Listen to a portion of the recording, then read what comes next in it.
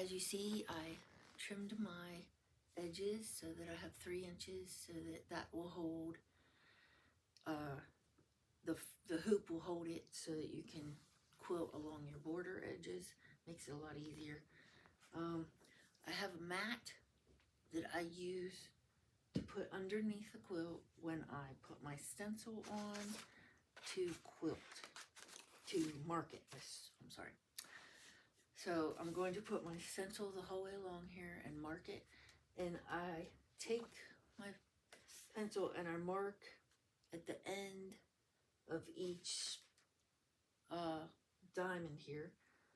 And I make sure that it reaches the whole way across, so that there's not, so that it gets to the corner piece evenly. And if it's not going to work out, I will stretch out these little ovals or shorten them up a tad, just so it's not noticeable. But if you do it every so often, then you don't really notice that you stretched them or shortened them a little bit.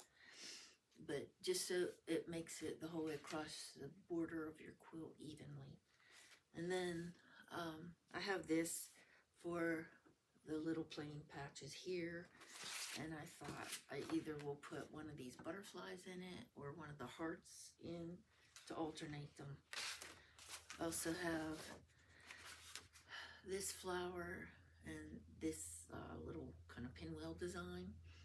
And I'm going to use them in these plain white boxes or patches.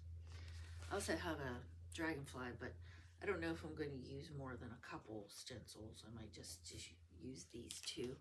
I don't always decide on what I want for stencils until I start marking, and then I decide whether I like them or not. And you might use a ruler to draw, if you want to draw X's on.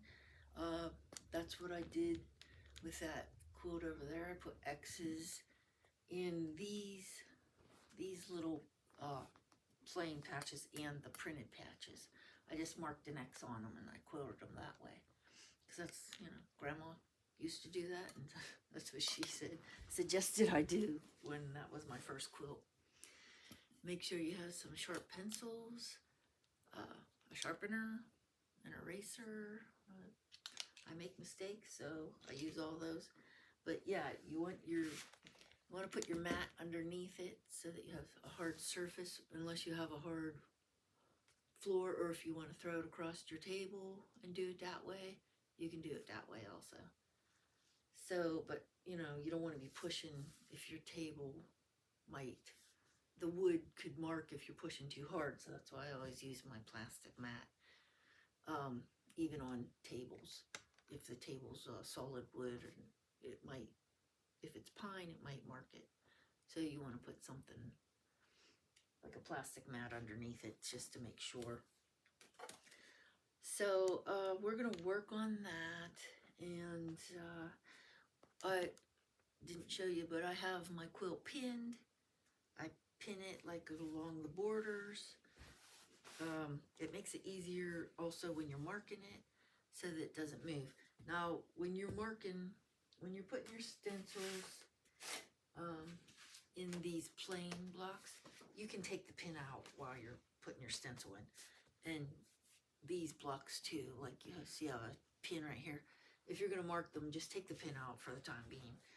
But while you're marking, it holds the material in place and keeps all 3 layers together. You can mark it before you pin it, but then while you're pinning it, sometimes you're brushing across it, and if it's on the floor, you might be kneeling across it. So sometimes the markings can come off. And if it does, while you're quilting it, just put it in your hoop, or take it out of your hoop and put it back on the table and mark over the area where it rubbed off again. Just take your pencil and fill it in a little bit so that it's dark enough so that you can see it, so you can quilt it. So we're going to be working on our stenciling, and If you haven't had it pinned together, just get it pinned together, and then I'll show you how I quilt it. All right, keep having fun with it, enjoy what you're doing, and keep learning.